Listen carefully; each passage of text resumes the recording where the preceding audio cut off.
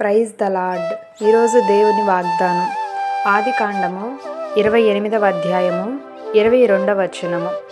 నీవు నాకిచ్చు యావత్తులో 10వ వంతు నిశ్చయముగా నీకు చెల్లించెదనని మ్రొక్కుకొనెను. ఈరోజు పరిశుద్ధాత్మ దేవుడు మనతో మాట్లాడుతున్నటువంటి మాటలు ఏమనగా, చాలామంది క్రైస్తవ జీవితాలలో కొన్ని మ్రొక్కుబడులు చేసుకుంటారు.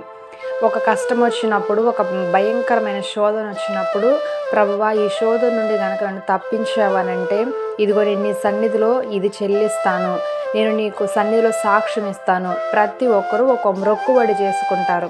ఈరోజు దేవుడు అంటున్నాడు, ఆ మ్రొక్కుబడి విషయంలో ఎంతవరకు దాన్ని చెల్లించే విషయంలో ఎంతవరకు బాధ్యత కలిగి ఉంటున్నారు. చాలా క్రైస్తవ జీవితాల్లో ఈ మ్రొక్కుబడి చెల్లించే విషయంలో మర్చిపోతుంటారు. అంటే దేవుడు చేసినటువంటి ఆ మేలును మర్చిపోయి, మేలు జరిగిన తర్వాత ఇక దేవుడి దగ్గర నుండి మేలు పొందుకున్నాము, ఆ సమస్య తీరిపోయింది అని మర్చిపోతుంటారు.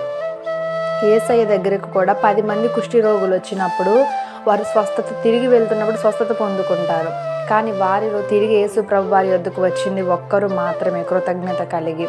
మిగతా 9 మంది కూడా కృతజ్ఞత లేనటువంటి వారుగా అనేక ప్రాంతాలకు వెళ్ళిపోయారు. కానీ తిరిగి వచ్చి కృతజ్ఞత చెల్లించింది ఒక్కడు మాత్రమే. ఈరోజు నీ జీవితంలో కూడా కృతజ్ఞత విషయంలో, దేవునికి మ్రొక్కుబడి చేసుకున్నటువంటి వాటి విషయంలో, వాటిని చెల్లించే విషయంలో ఎంతవరకు నీవు బాధ్యత కలిగి ఉంటున్నావు?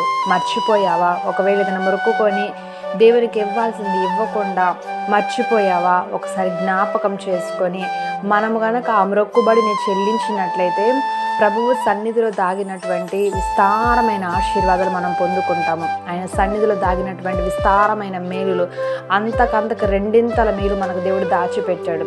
వాటన్నిటిని మనం పొందుకుంటాము. ఈ మ్రొక్కుబడి యాకోబు చేసుకున్నాడు. యాకోబు గొప్పగా ఆశీర్వదించబడ్డాడు. యాకోబును ఆశీర్వదించిన దేవుడు నిన్ను కూడా ఆశీర్వదిస్తాడు. కాబట్టి నీ మ్రొక్కుబడి విషయంలో, నువ్వు దేవుని సన్నిధిలో తీసుకున్న సమర్పణ విషయంలో, తీర్మాన విషయంలో ఎలాగూ ఉన్నావు ఒక్కసారి జ్ఞాపకం చేసుకొని, సరి చేసుకొని మనల్ని మనము ఆయనకు అప్పగించుకునే వారముగా ఉన్నాము. అటువంటి కృప పరిశుద్ధాత్మ దేవుడు ఈరోజు మనందరికీ కూడా దయచేయును గాక. ఆమేన్.